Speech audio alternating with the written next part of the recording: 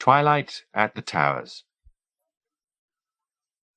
The photographs of Mironenko which Ballard had been shown in Munich had proved far from instructive. Only one or two pictured the KGB man full face, and of the others most were blurred and grainy, betraying their furtive origins. Ballard was not overmuch concerned. He knew from long and occasionally bitter experience that the eye was all too ready to be deceived. But there were other faculties, the remnants of senses modern life had rendered obsolete, which he had learned to call into play, enabling him to sniff out the least signs of betrayal. These were the talents he would use when he met with Mironenko. With them he would root the truth from the man. The truth? Therein lay the conundrum, of course, for in this context wasn't sincerity a movable feast?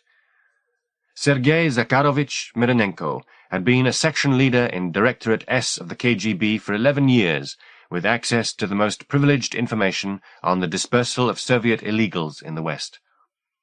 In the recent weeks, however, he had made his disenchantment with his present masters and his consequent desire to defect known to the British Security Service. In return for the elaborate efforts which would have to be made on his behalf, he had volunteered to act as an agent within the KGB for a period of 3 months, after which time he would be taken into the bosom of democracy and hidden where his vengeful overlords would never find him. It had fallen to Ballard to meet the Russian face to face in the hope of establishing whether Mironenko's disaffection from his ideology was real or faked.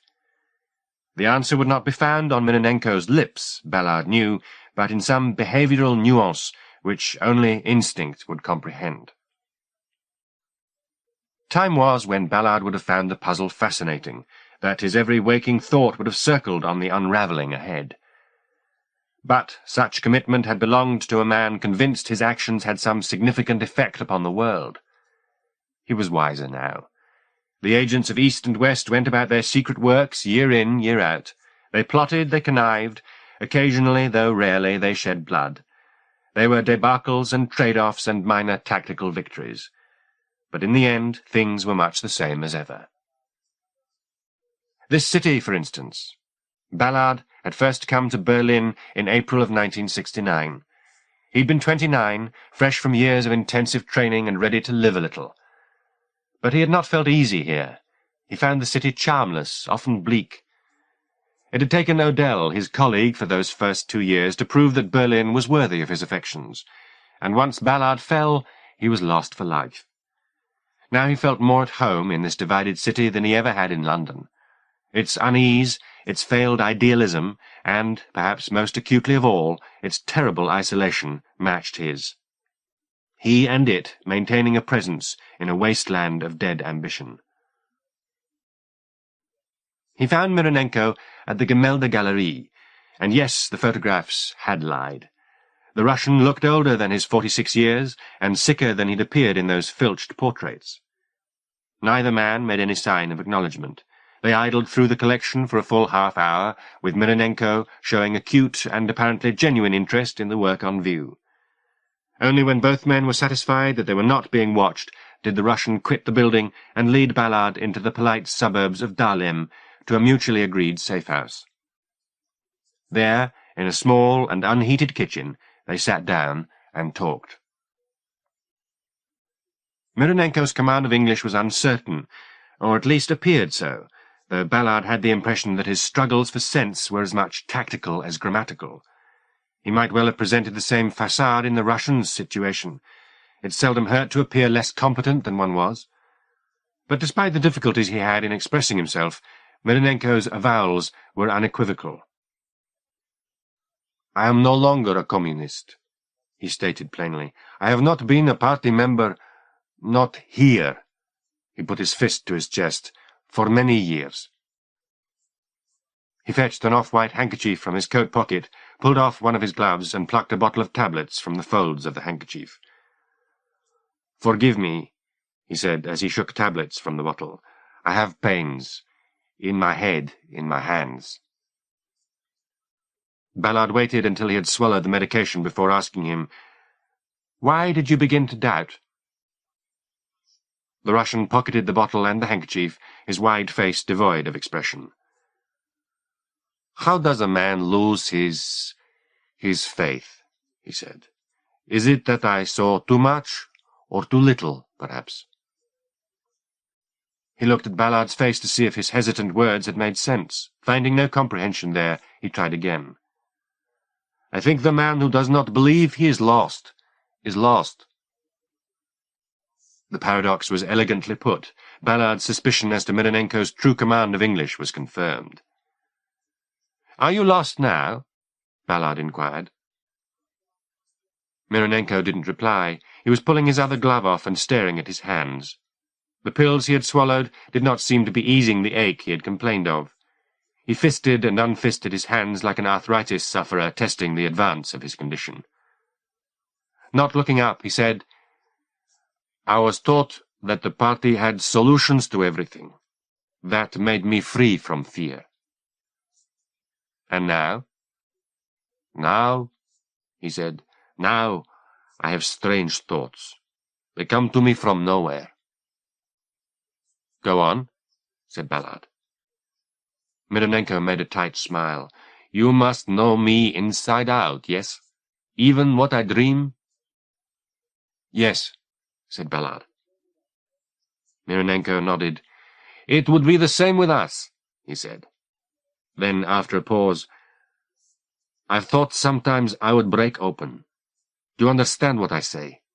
I would crack because there is such rage inside me, and that makes me afraid, Ballard. I think they will see how much I hate them." He looked up at his interrogator. "You must be quick," he said, "or they will discover me. I try not to think of what they will do." Again he paused. All trace of the smile, however humorless, had gone. "The Directorate has sections even I don't have knowledge of. Special hospitals where nobody can go. They have ways to break a man's soul in pieces."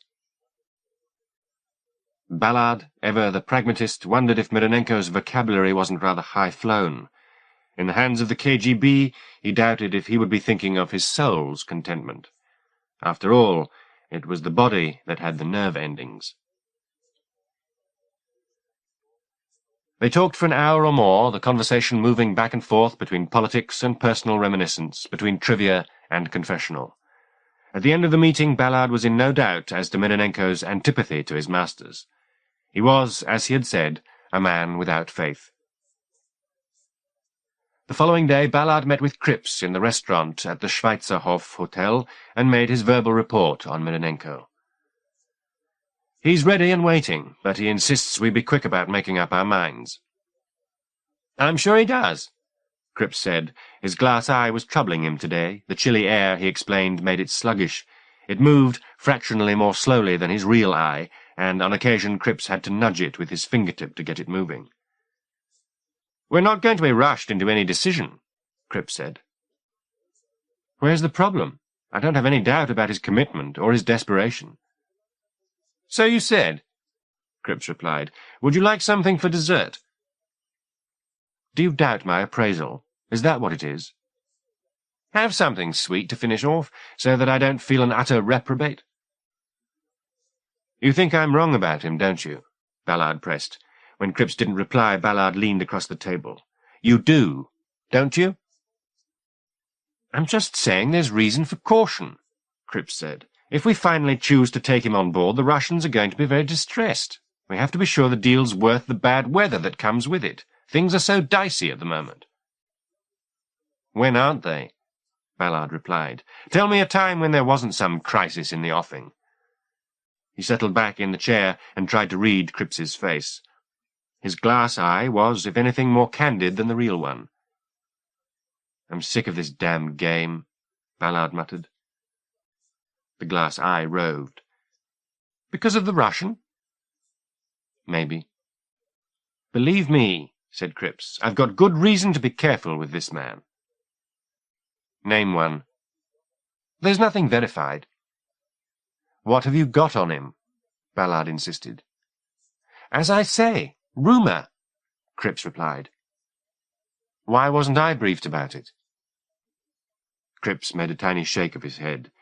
"It's academic now," he he said. "You've provided a good report. I just want you to understand that if things don't go the way you think they should, it's not because your appraisals aren't trusted."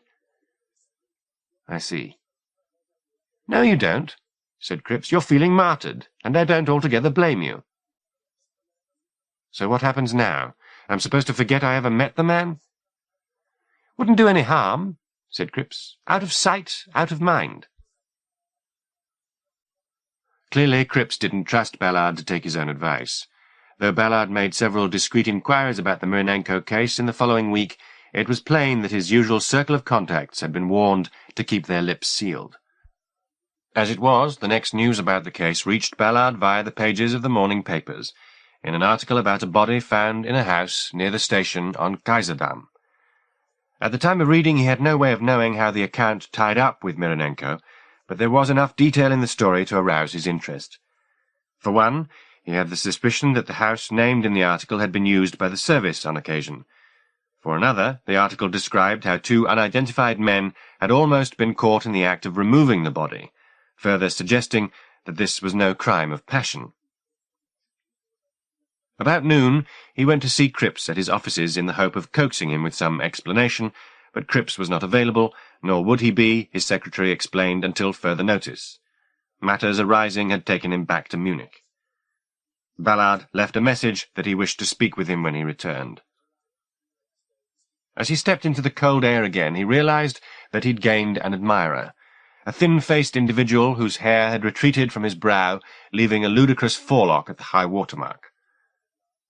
Ballard knew him in passing from Cripps's entourage, but couldn't put a name to the face. It was swiftly provided.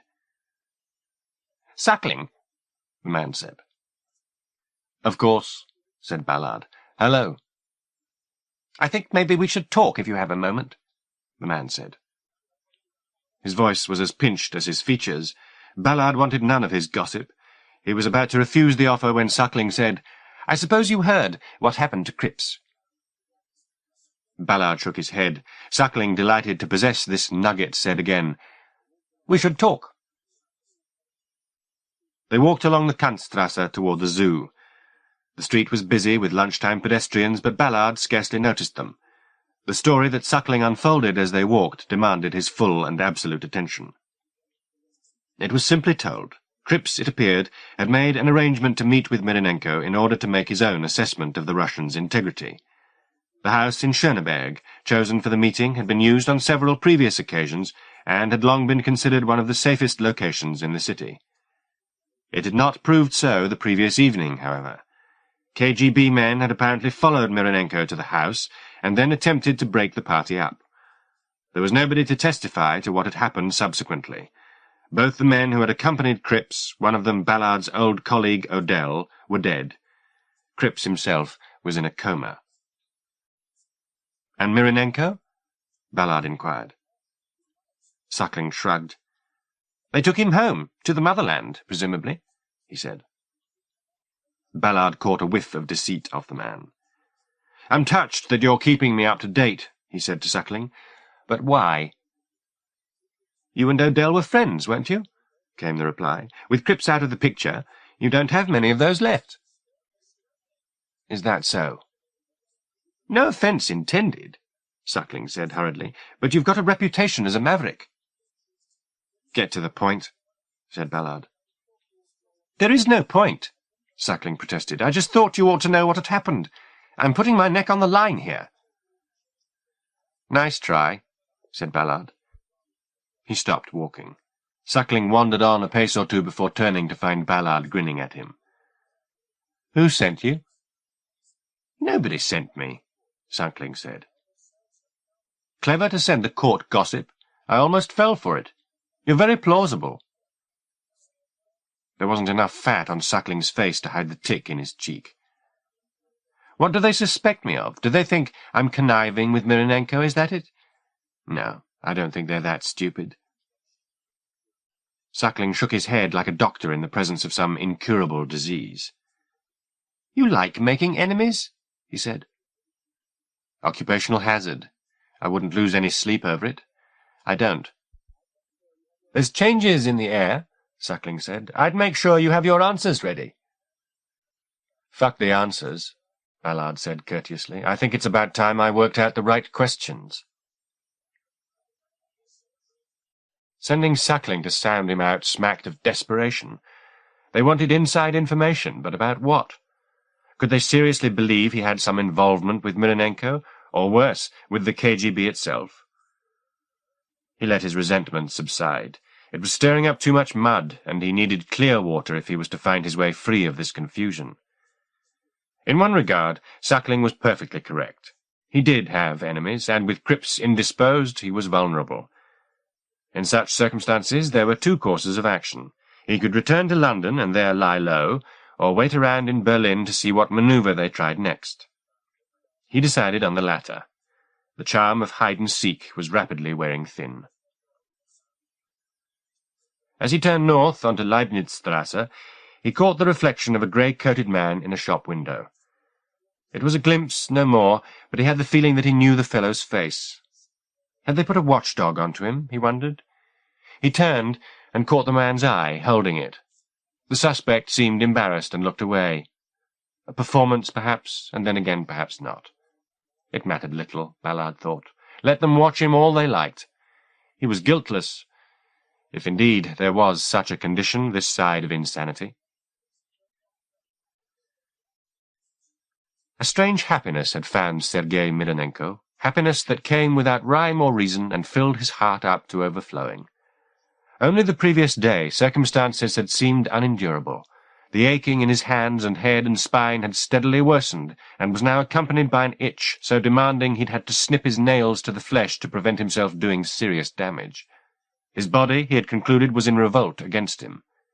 It was that thought which he had tried to explain to Ballard, that he was divided from himself, and feared that he would soon be torn apart. But today the fear had gone.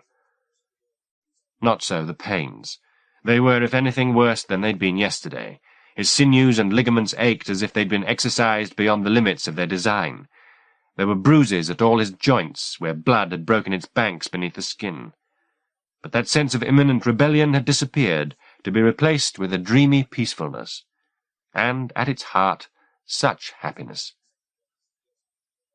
When he tried to think back over recent events, to work out what had cued this transformation, his memory played tricks. He had been called to meet with Ballard's superior. That he remembered. Whether he had gone to the meeting, he did not. The night was a blank. Ballard would know how things stood, he reasoned. He had liked and trusted the Englishman from the beginning, sensing that despite the many differences between them, they were more alike than not. If he let his instinct lead, he would find Ballard, of that he was certain. No doubt the Englishman would be surprised to see him, even angered at first. But when he told Ballard of this new-found happiness, surely his trespasses would be forgiven. Ballard dined late and drank until later still in the Ring, a small transvestite bar he had been first taken to by Odell almost 2 decades ago. No doubt his guide's intention had been to prove his sophistication by showing his raw colleague the decadence of Berlin, but Ballard, though he never felt any sexual frisson in the company of the Ring's clientele, had immediately felt at home here. His neutrality was respected. No attempts were made to solicit him. He was simply left to drink and watch the passing parade of genders. Coming here tonight raised the ghost of Odell, whose name would now be scrubbed from conversation because of his involvement with the Mironenko affair. Ballard had seen this process at work before. History did not forgive failure unless it was so profound as to achieve a kind of grandeur.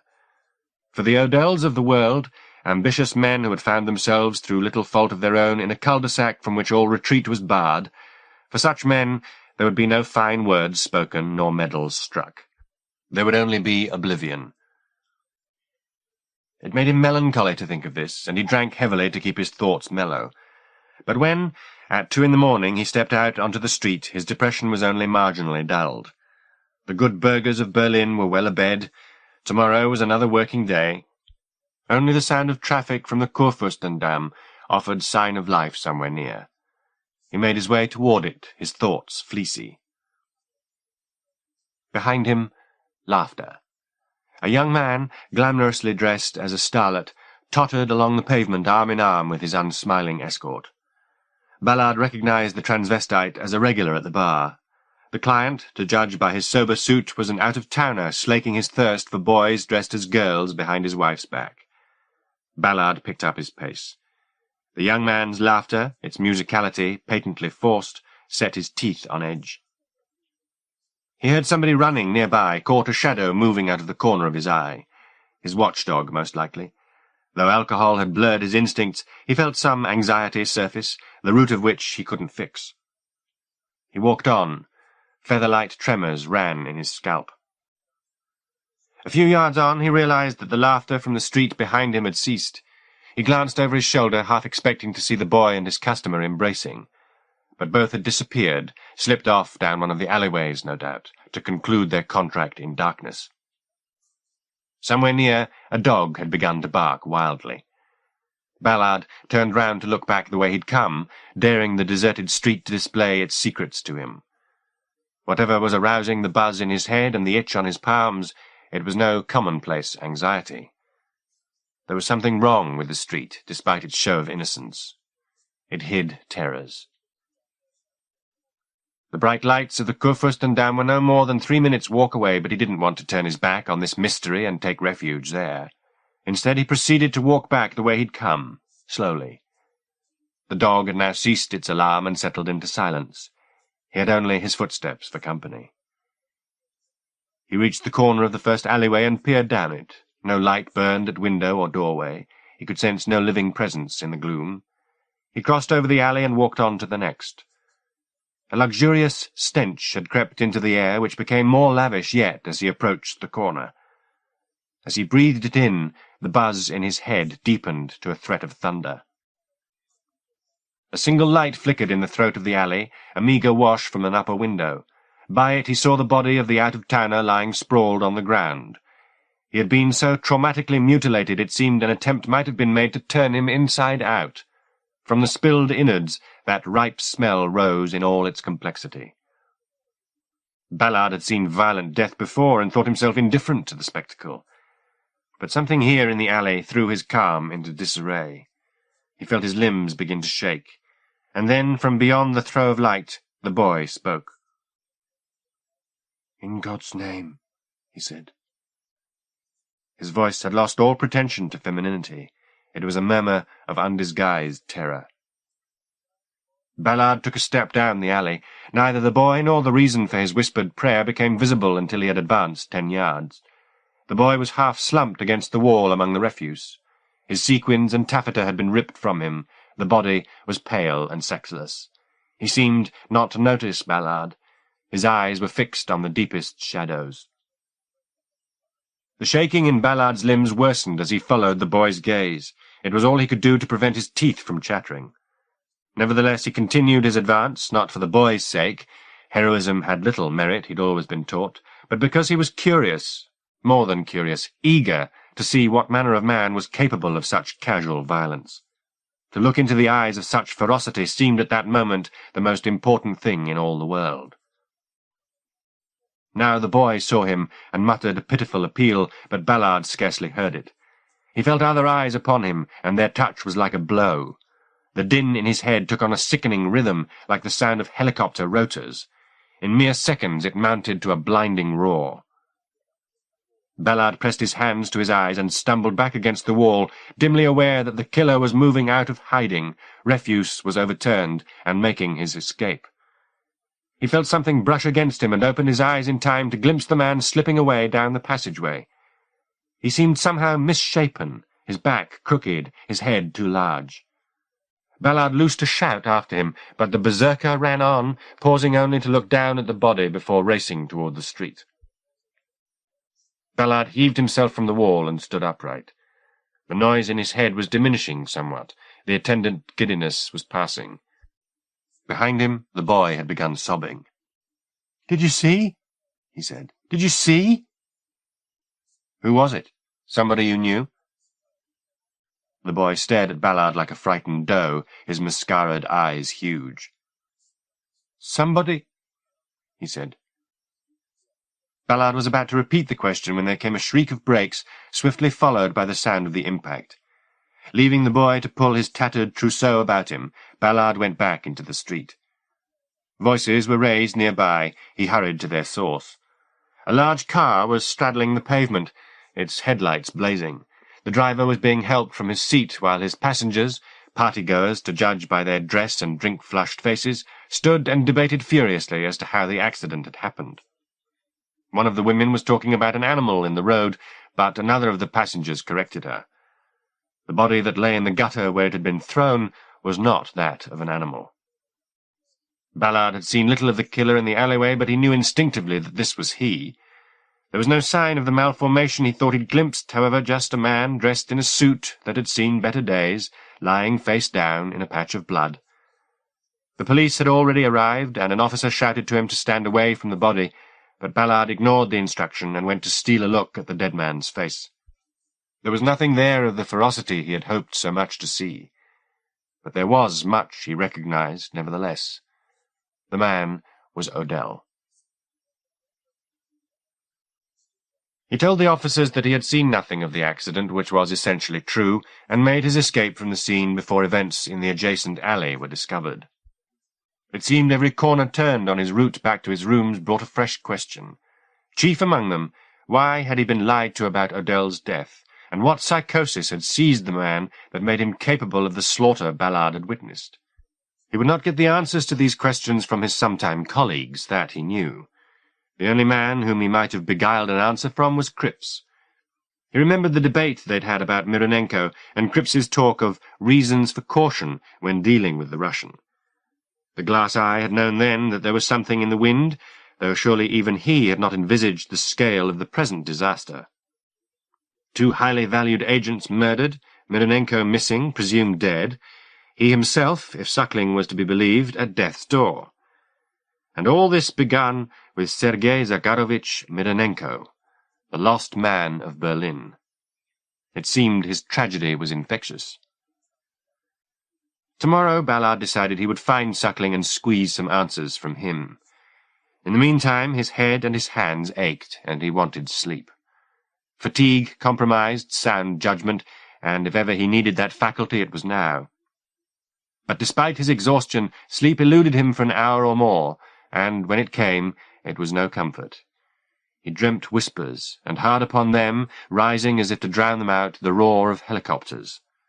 Twice he surfaced from sleep with his head pounding. Twice a hunger to understand what the whispers were telling him drove him to the pillow again. When he woke for the 3rd time, the noise between his temples had become crippling, a thought-cancelling assault which made him fear for his sanity. Barely able to see the room through the pain, he crawled from his bed. "Please," he murmured, as if there were somebody to help him from his misery. A cool voice answered him out of the darkness. "What do you want?"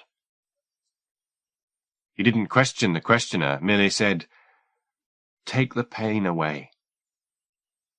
"You can do that for yourself," the voice told him. He leaned against the wall, nursing his splitting head, tears of agony coming and coming. "I don't know how," he said. "Your dreams give you pain," the voice replied, "so you must forget them. Do you understand? Forget them, and the pain will go." He understood the instruction, but not how to realize it. He had no powers of government in sleep. He was the object of these whispers, not they his. But the voice insisted. "The dream means you harm, Ballard. You must bury it. Bury it deep." "Bury it?" "Make an image of it, Ballard. Picture it in detail." He did as he was told. He imagined a burial party and a box, and in the box this dream. He made them dig deep as the voice instructed him so that he would never be able to disinter this hurtful thing again. But even as he imagined the box lowered into the pit, he heard its boards creak. The dream would not lie down. It beat against confinement. The boards began to break. "Quickly," the voice said. The din of the rotors had risen to a terrifying pitch. Blood had begun to pour from his nostrils. He tasted salt at the back of his throat. "Finish it!" the voice yelled above the tumult. "Cover it up!" Ballard looked into the grave. The box was thrashing from side to side. "Cover it, damn you!" He tried to make the burial party obey, tried to will them to pick up their shovels and bury the offending thing alive, but they would not. Instead they gazed into the grave as he did and watched as the contents of the box fought for light. "No!" the voice demanded, its fury mounting. "You must not look!" The box danced in the hole. The lid splintered. Briefly, Ballard glimpsed something shining up between the boards. "It will kill you!" the voice said, and as if to prove its point, the volume of the sound rose beyond the point of endurance, washing out burial party, box, and all, in a blaze of pain. Suddenly it seemed that what the voice said was true, that he was near to death, but it wasn't the dream that was conspiring to kill him, but the sentinel they had posted between him and it, this skull-splintering cacophony. Only now did he realize that he'd fallen on the floor, prostrate beneath this assault.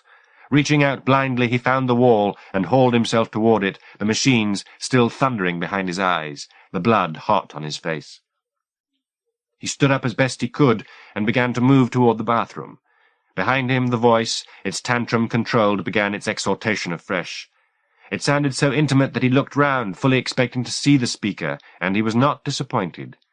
For a few flickering moments he seemed to be standing in a small windowless room, its walls painted a uniform white. The light here was bright and dead, and in the centre of the room stood the face behind the voice, smiling. "Your dreams give you pain," he said. This was the first commandment again. "Bury them, Ballard, and the pain will pass." Ballard wept like a child. This scrutiny shamed him. He looked away from his tutor to bury his tears. "Trust us," another voice said close by. "We're your friends." He didn't trust their fine words. The very pain they claimed to want to save him from was of their making. It was a stick to beat him with if the dreams came calling.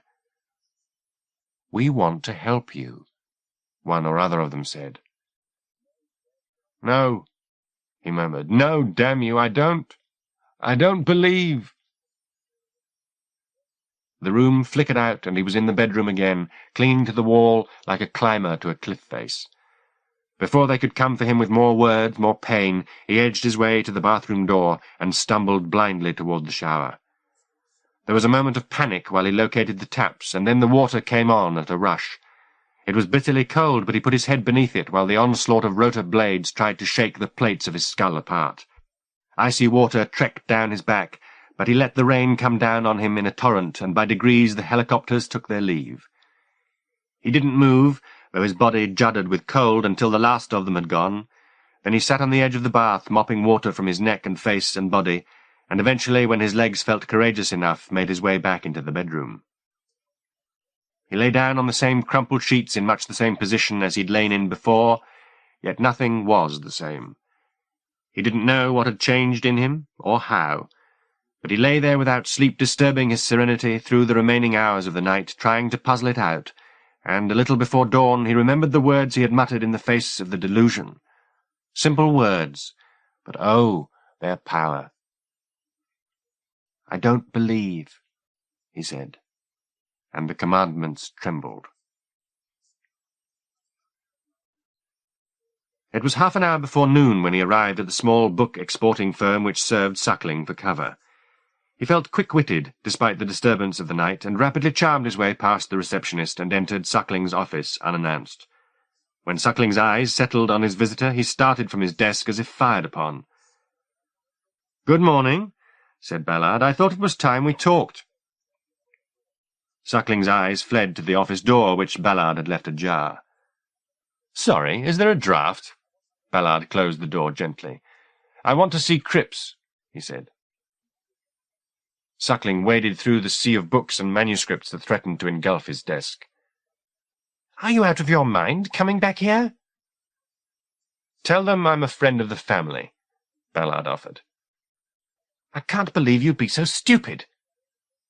"Just point me to Cripps and I'll be away." Suckling ignored him in favour of his tirade. "It's taken 2 years to establish my credentials here." Ballard laughed. "I'm going to report this, damn you." I think you should, said Ballard, turning up the volume. In the meanwhile, where's Cripps? Suckling, apparently convinced that he was faced with a lunatic, controlled his apoplexy. All right, he said. I'll have somebody call on you, take you to him. Not good enough, Ballard replied. He crossed to Suckling in 2 short strides and took hold of him by his lapel. He'd spent at most 3 hours with Suckling in 10 years, but he'd scarcely passed a moment in his presence without itching to do what he was doing now. Knocking the man's hands away, he pushed Suckling against the book-lined wall. A stack of volumes, caught by Suckling's heel, toppled. Once more, Ballard said. The old man. Take your fucking hands off me, Suckling said, his fury redoubled at being touched. Again, said Ballard. Cripps. I'll have you carpeted for this. I'll have you out. Ballard leaned toward the reddening face and smiled. I'm out anyway. People have died, remember? London needs a sacrificial lamb, and I think I'm it. Suckling's face dropped. So I've got nothing to lose, have I? There was no reply. Ballard pressed closer to Suckling, tightening his grip on the man. Have I? Suckling's courage failed him. Cripps is dead, he said. Ballard didn't release his hold. You said the same about Odell, he remarked. At the name, Suckling's eyes widened. And I saw him only last night, Ballard said. Out on the town.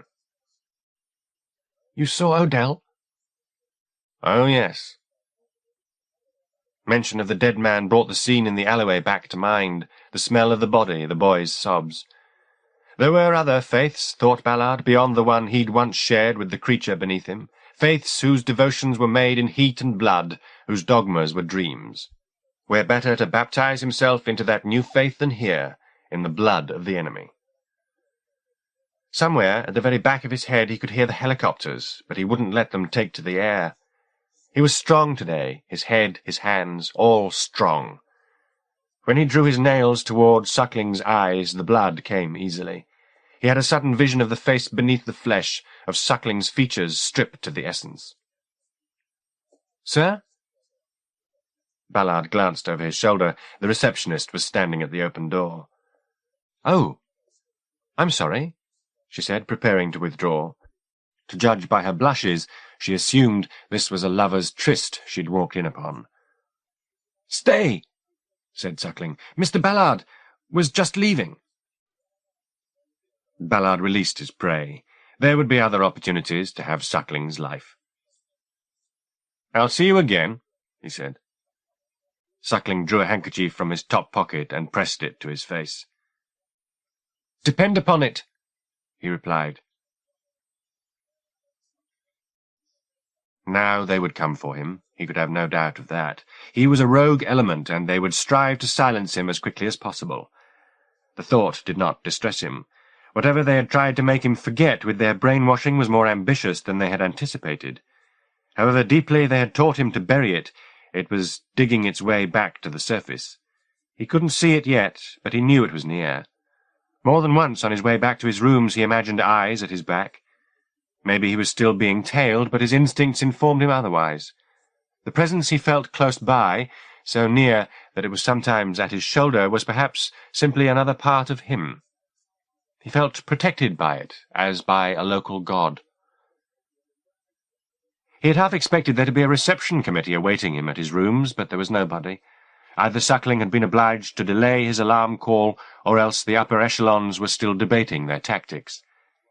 He pocketed those few keepsakes that he wanted to preserve from their calculating eyes, and left the building again without anyone making a move to stop him.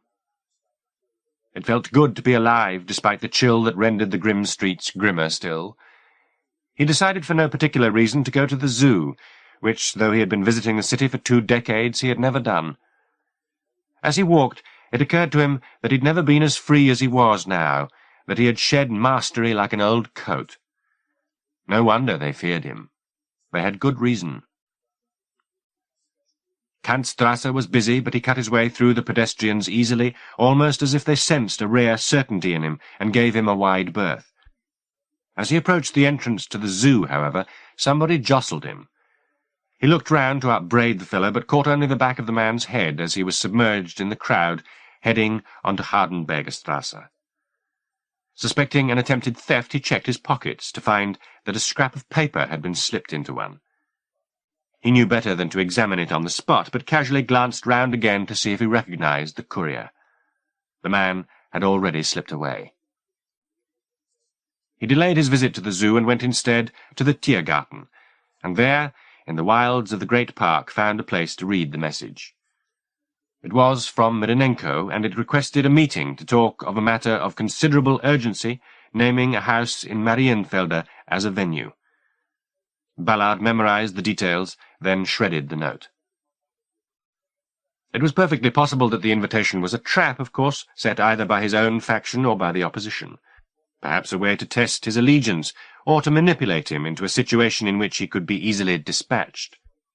Despite such doubts, he had no choice but to go, however, in the hope that this blind date was indeed with Mironenko.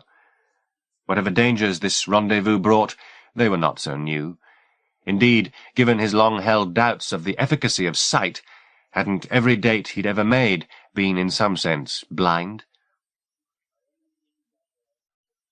By early evening the damp air was thickening toward a fog, and by the time he stepped off the bus on Hildburghauserstrasse, it had a good hold on the city, lending the chill new powers to discomfort. Ballard went quickly through the quiet streets. He scarcely knew the district at all, but its proximity to the wall bled it of what little charm it might once have possessed.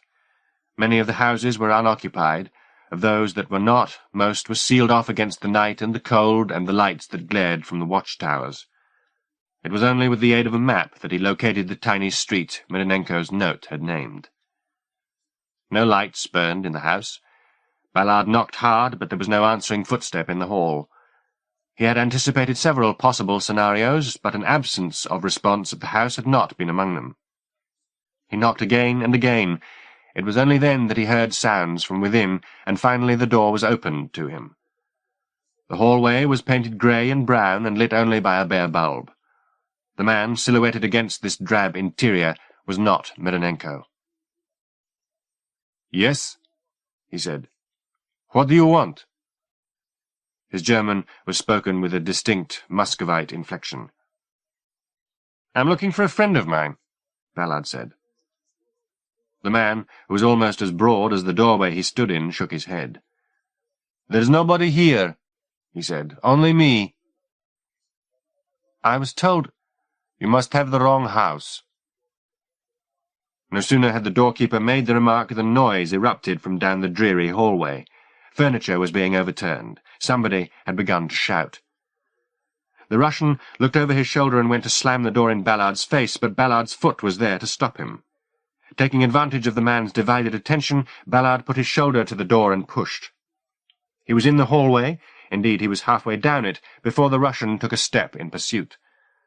The sound of demolition had escalated and was now drowned out by the sound of a man squealing. Ballard followed the sound past the sovereignty of the lone bulb and into gloom at the back of the house. He might well have lost his way at that point, but that a door was flung open ahead of him. The room beyond had scarlet floorboards. They glistened as if freshly painted, and now the decorator appeared in person. His torso had been ripped open from neck to navel. He pressed his hands to the breached dam, but they were useless to stem the flood. His blood came in spurts, and with it his innards. He met Ballard's gaze, his eyes full to overflowing with death, but his body had not yet received the instruction to lie down and die. It juddered on in a pitiful attempt to escape the scene of execution behind him. The spectacle had brought Ballard to a halt, and the Russian from the door now took hold of him and pulled him back into the hallway, shouting into his face. The outburst in panicked Russian was beyond Ballard, but he needed no translation of the hands that encircled his throat. The Russian was half his weight again, and had the grip of an expert strangler, but Ballard felt effortlessly the man's superior. He wrenched the attacker's hands from his neck and struck him across the face. It was a fortuitous blow. The Russian fell back against the staircase, his shouts silenced. Ballard looked back toward the scarlet room. The dead man had gone, though scraps of flesh had been left on the threshold. From within, laughter. Ballard turned to the Russian. "What in God's name's going on?" he demanded, but the other man simply stared through the open door. Even as he spoke, the laughter stopped. A shadow moved across the blood-spattered wall of the interior, and a voice said, "Ballard!" There was a roughness there, as if the speaker had been shouting all day and night, but it was the voice of Mironenko. "Don't stand out in the cold," he said. "Come on in, and bring Solomonov." The other man made a bid for the front door, but Ballard had hold of him before he could take 2 steps. "There is nothing to be afraid of, comrade," said Mironenko. "The dog's gone." Despite the reassurance, Solomonov began to sob as Ballard pressed him toward the open door. Mironenko was right. It was warmer inside, and there was no sign of a dog. There was blood in abundance, however. The man Ballard had last seen teetering in the doorway had been dragged back into this abattoir while he and Solomonov had struggled. The body had been treated with astonishing barbarity. The head had been smashed open. The innards were a grim litter underfoot. Squatting in the shadowy corner of this terrible room, Mironenko. He had been mercilessly beaten, to judge by the swelling about his head and upper torso, but his unshaven face bore a smile for his saviour. "I knew you'd come," he said. His gaze fell upon Solomonov. "They followed me," he said. "They meant to kill me, I suppose? Is that what you intended, comrade?" Solomonov shook with fear, his eyes flitting from the bruised moon of Mironenko's face to the pieces of gut that lay everywhere about, finding nowhere a place of refuge. "What stopped them?" Ballard asked. Mironenko stood up. Even this slow movement caused Solomonov to flinch. "Tell Mr. Ballard," Mironenko prompted. "Tell him what happened." Solomonov was too terrified to speak. "He's KGB, of course," Mironenko explained. "Both trusted men, but not trusted enough to be warned. Poor idiots. So they were sent to murder me with just a gun and a prayer." He laughed at the thought, "neither of which were much use in the circumstances." "I beg you," Solomonov murmured. "Let me go. I'll say nothing." "You'll say what they want you to say, comrade, the way we all must," Mironenko replied. "Isn't that right, Ballard? All slaves of our faith." Ballard watched Mironenko's face closely. There was a fullness there that could not be entirely explained by the bruising. The skin almost seemed to crawl. "They have made us forgetful," Mironenko said. "Of what?" Ballard inquired. "Of ourselves," came the reply, and with it Mironenko moved from his murky corner and into the light. What had Solomonov and his dead companion done to him?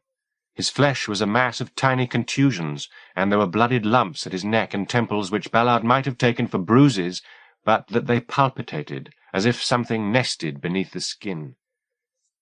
Mironenko made no sign of discomfort, however, as he reached out to Solomonov. At his touch, the failed assassin lost control of his bladder, but Mironenko's intentions were not murderous. With eerie tenderness he stroked a tear from Solomonov's cheek. "Go back to them," he advised the trembling man. "Tell them what you've seen." Solomonov seemed scarcely to believe his ears, or else suspected, as did Ballard, that this forgiveness was a sham, and that any attempt to leave would invite fatal consequences. But Mironenko pressed his point. "Go on," he said. "Leave us, please. Or would you prefer to stay and eat?" Solomonov took a single faltering step toward the door. When no blow came, he took a second step, and a third, and now he was out of the door and away. "Tell them!" Mironenko shouted after him. The front door slammed. "Tell them what?"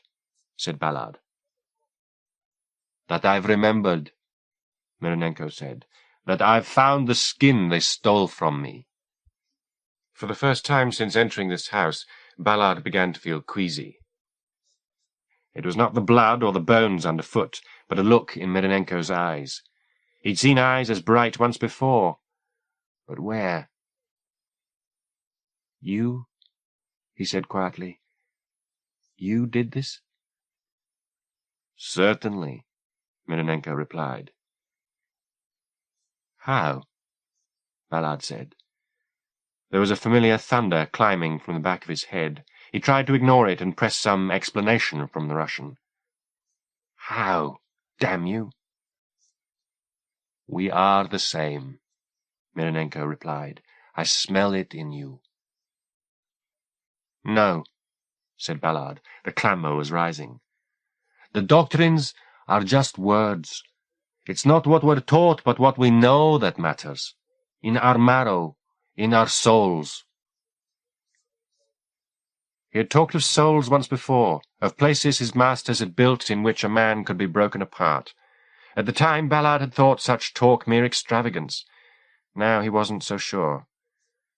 What was the burial party all about, if not the subjugation of some secret part of him? The marrow part, the soul part. Before Ballard could find the words to express himself, Mironenko froze, his eyes gleaming more brightly than ever. "They're outside," he said. "Who are?" The Russian shrugged. "Does it matter?" he said. "Your side or mine? Either one will silence us if they can." That much was true. "We must be quick," he said, and headed for the hallway. The front door stood ajar. Mironenko was there in moments. Ballard followed. Together they slipped out onto the street. The fog had thickened. It idled around the street lamps, muddying their light, making every doorway a hiding place. Ballard didn't wait to tempt the pursuers out into the open, but followed Mironenko, who was already well ahead, swift despite his bulk. Ballard had to pick up his pace to keep the man in sight. One moment he was visible, the next the fog closed around him. The residential property they moved through now gave way to more anonymous buildings, warehouses perhaps, whose walls stretched up into the murky darkness unbroken by windows. Ballard called after him to slow his crippling pace. The Russian halted and turned back to Ballard, his outline wavering in the besieged light. Was it a trick of the fog, or had Mironenko's condition deteriorated in the minutes since they'd left the house? His face seemed to be seeping. The lumps on his neck had swelled further. "We don't have to run," Ballard said. "They're not following." "They're always following," Mironenko replied, and as if to give weight to the observation, Ballard heard fog-deadened footsteps in a nearby street. "No time to debate," Mironenko murmured, and turning on his heel he ran. In seconds the fog had spirited him away again. Ballard hesitated another moment. Incautious as it was, he wanted to catch a glimpse of his pursuers so as to know them for the future. But now, as the soft pad of Mironenko's step diminished into silence, he realized that the other footsteps had also ceased. Did they know he was waiting for them? He held his breath, but there was neither sound nor sign of them. The delinquent fog idled on. He seemed to be alone in it. Reluctantly he gave up waiting and went after the Russian at a run.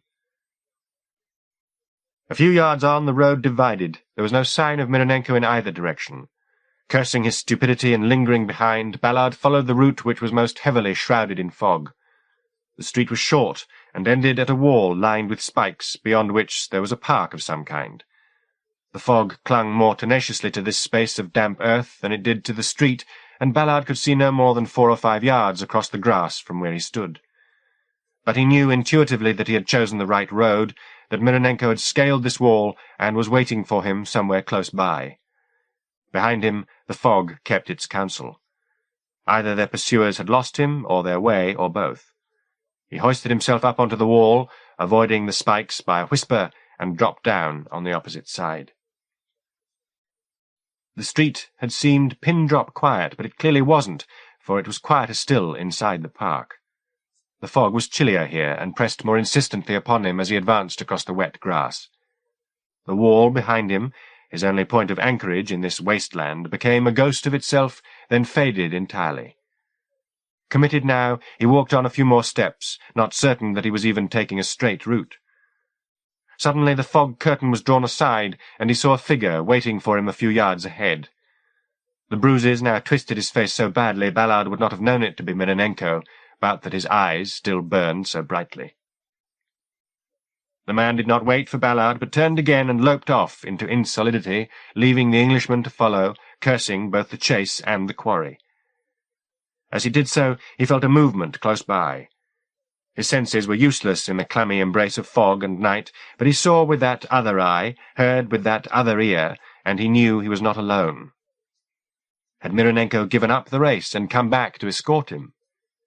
He spoke the man's name, knowing that in doing so he made his position apparent to any and all, but equally certain that whoever stalked him already knew precisely where he stood. "Speak," he said. There was no reply out of the fog. Then, movement. The fog curled upon itself, and Ballard glimpsed a form dividing the veils. Mironenko. He called after the man again, taking several steps through the murk in pursuit, and suddenly something was stepping out to meet him. He saw the phantom for a moment only, long enough to glimpse incandescent eyes and teeth grown so vast they wrenched the mouth into a permanent grimace. Of those facts, eyes and teeth, he was certain. Of the other bizarreries, the bristling flesh, the monstrous limbs, he was less sure. Maybe his mind, exhausted with so much noise and pain, was finally losing its grip on the real world, inventing terrors to frighten him back into ignorance. "Damn you!" he said, defying both the thunder that was coming to blind him again and the phantoms he would be blinded too. Almost as if to test his defiance, the fog up ahead shimmered and parted, and something that he might have taken for human, but that it had its belly to the ground, slunk into view and out. To his right he heard growls, to his left another indeterminate form came and went. He was surrounded, it seemed, by mad men and wild dogs. And Mironenko? Where was he? Part of this assembly, or prey to it? Hearing a half-word spoken behind him, he swung round to see a figure that was plausibly that of the Russian backing into the fog. This time he didn't walk in pursuit, he ran, and his speed was rewarded. The figure reappeared ahead of him, and Ballard stretched to snatch at the man's jacket. His fingers found purchase, and all at once Mironenko was reeling round, a growl in his throat, and Ballard was staring into a face that almost made him cry out. His mouth was a raw wound, the teeth vast, the eyes slits of molten gold. The lumps at his neck had swelled and spread, so that the Russian's head was no longer raised above his body, but part of one undivided energy, head becoming torso without an axis intervening. "Ballard," the beast smiled. Its voice clung to coherence only with the greatest difficulty, but Ballard heard the remnants of Mironenko there. The more he scanned the simmering flesh, the more appalled he became. "Don't be afraid," Mironenko said. "What disease is this?" "The only disease I ever suffered was forgetfulness, and I'm cured of that." He grimaced as he spoke, as if each word was shaped in contradiction to the instincts of his throat. Ballard touched his hand to his head. Despite his revolt against the pain, the noise was rising and rising. "You remember too, don't you? You're the same." "No," Ballard muttered. Mironenko reached a spine-haired palm to touch him. "Don't be afraid," he said. "You're not alone. There are many of us, brothers and sisters." "I'm not your brother," Ballard said. The noise was bad, but the face of Mironenko was worse. Revolted, he turned his back on it, but the Russian only followed him. "Don't you taste freedom, Ballard, and life, just a breath away?" Ballard walked on, the blood beginning to creep from his nostrils. He let it come. "It only hurts for a while," Mironenko said. "Then the pain goes." Ballard kept his head down, eyes to the earth. Mironenko, seeing that he was making little impression, dropped behind. "They won't take you back," he said. "You've seen Too much." The roar of helicopters did not entirely blot out these words. Ballard knew there was truth in them. His step faltered, and through the cacophony he heard Mironenko murmur, "Look!" Ahead, the fog had thinned somewhat, and the park wall was visible through rags of mist. Behind him, Mironenko's voice had descended to a snarl. "Look at what you are." The rotors roared. Ballard's legs felt as though they would fold up beneath him, but he kept up his advance toward the wall. Within yards of it, Mironenko called after him again, but this time the words had fled altogether. There was only a low growl.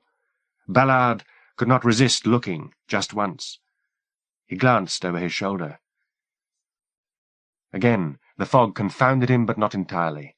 For moments that were both an age and yet too brief, Ballard saw the thing that had been Mironenko in all its glory, and at the sight the rotors grew to screaming pitch.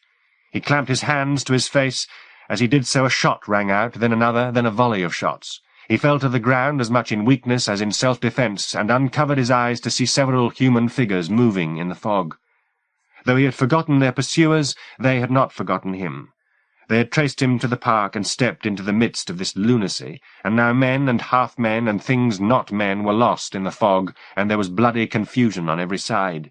He saw a gunman firing at a shadow only to have an ally appear from the fog with a bullet in his belly.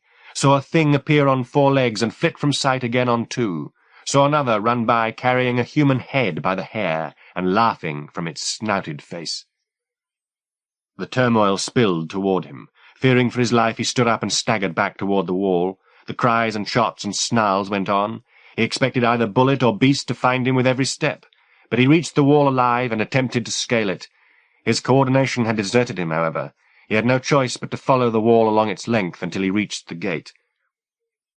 Behind him, the scenes of unmasking and transformation and mistaken identity went on. His enfeebled thoughts turned briefly to Mironenko. Would he, or any of his tribe, survive this massacre? "Ballard," said a voice in the fog. He couldn't see the speaker, although he recognized the voice. He'd heard it in his delusion, and it had told him lies. He felt a pinprick at his neck. The man had come from behind and was pressing a needle into him. "Sleep," the voice said, and with the words came oblivion. At first he couldn't remember the man's name. His mind wandered like a lost child, although his interrogator would time and again demand his attention, speaking to him as though they were old friends. And there was indeed something familiar about his errant eye that went on its way so much more slowly than its companion.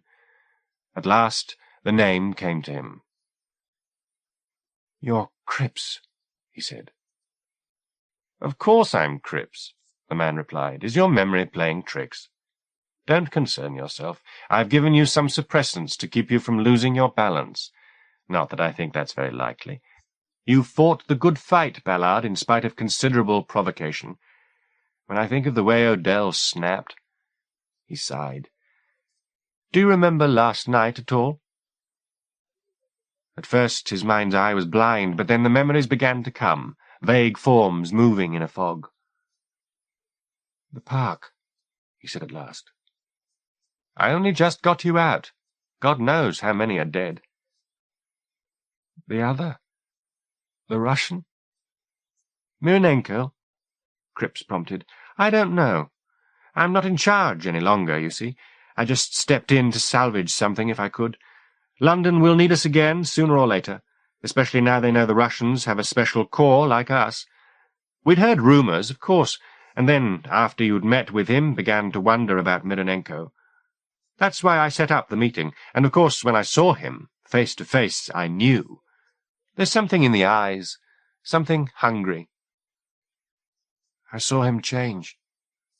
"Yes, it's quite a sight, isn't it? The power it unleashes. That's why we developed the program, you see, to harness that power, to have it work for us. But it's difficult to control. It took years of suppression therapy, slowly burying the desire for transformation so that what we had left was a man with a beast's faculties, a wolf in sheep's clothing. We thought we had the problem beaten, that if the belief systems didn't keep you subdued, the pain response would. But we were wrong. He stood up and crossed to the window. Now we have to start again. Suckling said you'd been wounded. No, merely demoted. Ordered back to London. But you're not going. I will, now that I've found you. He looked round at Ballard. You're my vindication, Ballard. You're living proof that my techniques are viable. You have full knowledge of your condition, yet the therapy holds the leash.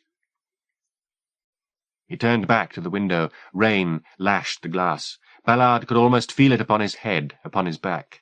Cool, sweet rain. For a blissful moment he seemed to be running in it, close to the ground, and the air was full of the scents the downpour had released from the pavements. Mironenko said, Forget Mironenko, Cripps told him. He's dead. You're the last of the old order, Ballard, and the first of the new. Downstairs a bell rang. Cripps peered out of the window at the streets below.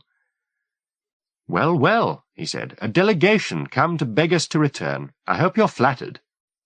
He went to the door. Stay here. We needn't show you off tonight. You're weary. Let them wait, eh? Let them sweat. He left the stale room, closing the door behind him. Ballard heard his footsteps on the stairs. The bell was being rung a second time. He got up and crossed to the window. The weariness of the late afternoon light matched his weariness. He and his city were still of one accord, despite the curse that was upon him. Below, a man emerged from the back of the car and crossed to the front door. Even at this acute angle, Ballard recognized Suckling. There were voices in the hallway, and with Suckling's appearance the debate seemed to become more heated.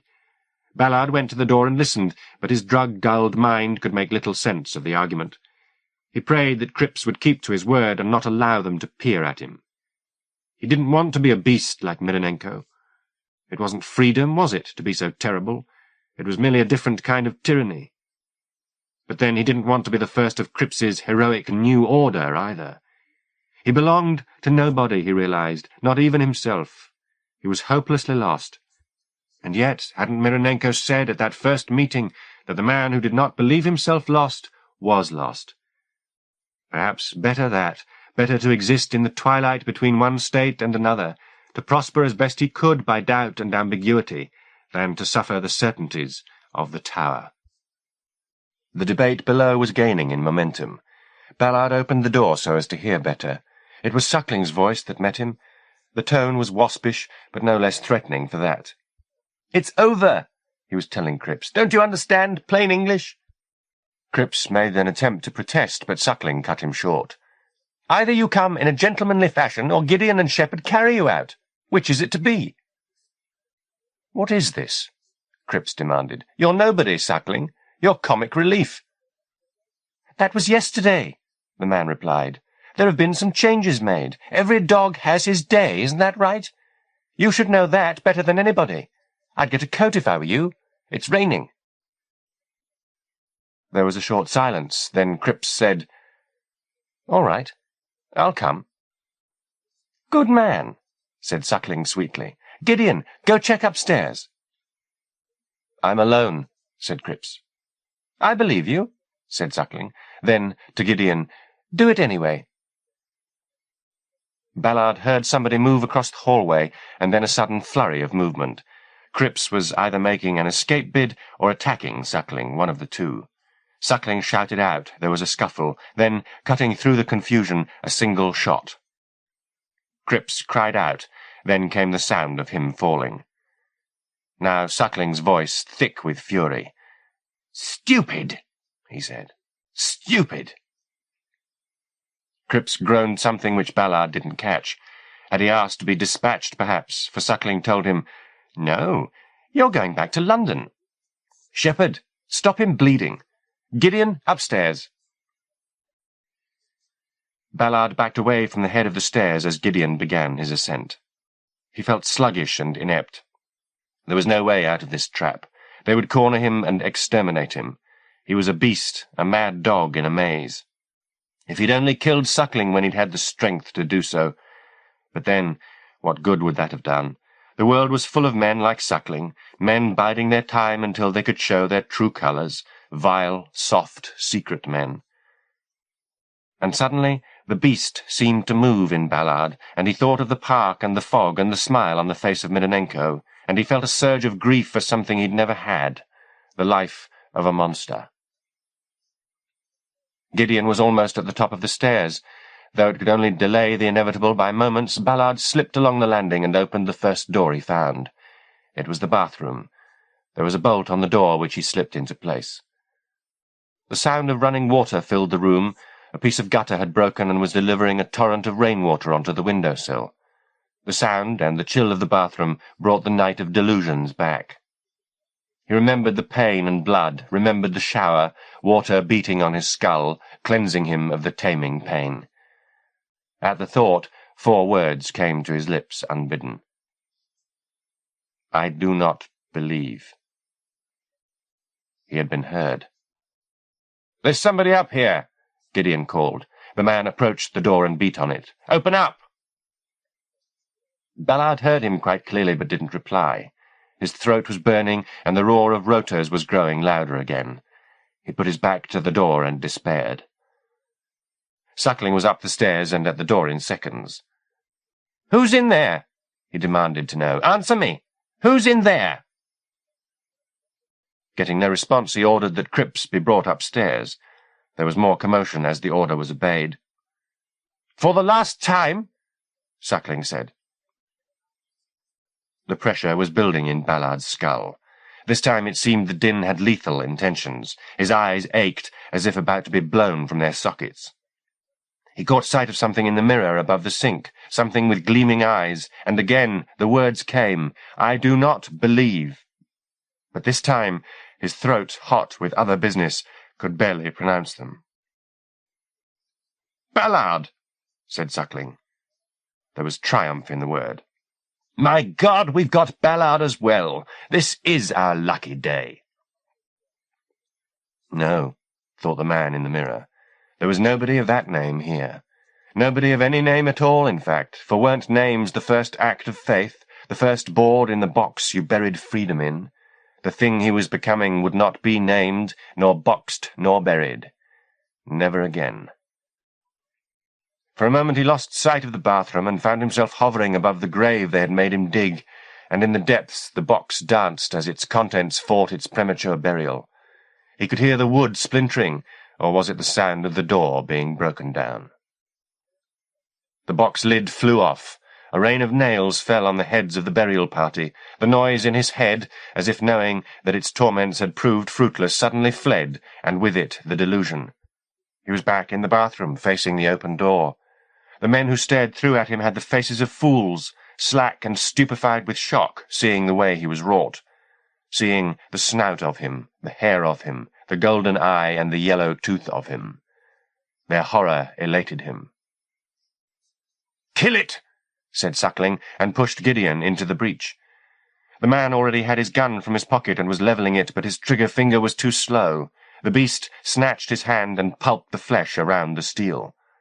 Gideon screamed and stumbled away down the stairs, ignoring Suckling's shouts. As the beast raised his hand to sniff the blood on his palm, there was a flash of fire, and he felt the blow to his shoulder. Shepherd had no chance to fire a second shot, however, before his prey was through the door and upon him. Forsaking his gun, he made a futile bid for the stairs, but the beast's hand unsealed the back of his head in one easy stroke. The gunman toppled forward, the narrow landing filling with the smell of him. Forgetting his other enemies, the beast fell upon the offal and ate. Somebody said, "Ballard." The beast swallowed down the dead man's eyes in one gulp, like prime oysters. Again, those syllables. Ballard. He would have gone on with his meal, but the sound of weeping pricked his ears. Dead to himself he was, but not to grief. He dropped the meat from his fingers and looked back along the landing. The man who was crying only wept from one eye. The other gazed on, oddly untouched. But the pain in the living eye was profound indeed. It was despair, the beast knew. Such suffering was too close to him for the sweetness of transformation to have erased it entirely. The weeping man was locked in the arms of another man, who had his gun placed against the side of his prisoner's head. "If you make another move," the captor said, "I'll blow his head off. Do you understand me?" The beast wiped his mouth.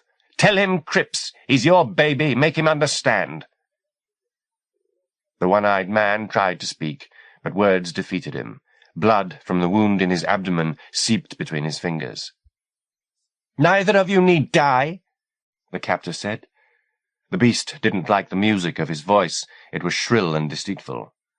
"London would much prefer to have you alive, so why don't you tell him, Cripps? Tell him I mean him no harm." The weeping man nodded. "Ballard," he murmured. His voice was softer than the other. The beast listened. "Tell me, Ballard," he said. "How does it feel?" The beast couldn't quite make sense of the question. "Please, tell me, for curiosity's sake." "Damn you!" said Suckling, pressing the gun into Cripps's flesh. "This isn't a debating society." "Is it good?" Cripps asked, ignoring both man and gun. "Shut up!" "Answer me, Ballard. How does it feel?" As he stared into Cripps's despairing eyes, the meaning of the sounds he'd uttered came clear, the words falling into place like the pieces of a mosaic. "Is it good?" the man was asking. Ballard heard laughter in his throat and found the syllables there to reply. "Yes," he told the weeping man. "Yes, it's good." He had not finished his reply before Cripps's hand sped to snatch at Suckling's. Whether he intended suicide or escape, nobody would ever know. The trigger finger twitched, and a bullet flew up through Cripps's head and spread his despair across the ceiling. Suckling threw the body off and went to level the gun, but the beast was already upon him. Had he been more of a man, Ballard might have thought to make Suckling suffer, but he had no such perverse ambition. His only thought was to render the enemy extinct as efficiently as possible. Two sharp and lethal blows did it. Once the man was dispatched, Ballard crossed over to where Cripps was lying. His glass eye had escaped destruction. It gazed on fixedly, untouched by the holocaust all around them. Unseating it from the maimed head, Ballard put it in his pocket. Then he went out into the rain. It was dusk. He did not know which district of Berlin he'd been brought to, but his impulses, freed of reason, led him via the back streets and shadows to a wasteland on the outskirts of the city, in the middle of which stood a solitary ruin. It was anybody's guess as to what the building might once have been, an abattoir, an opera house, but by some freak of fate it had escaped demolition, though every other building had been levelled for several hundred yards in each direction.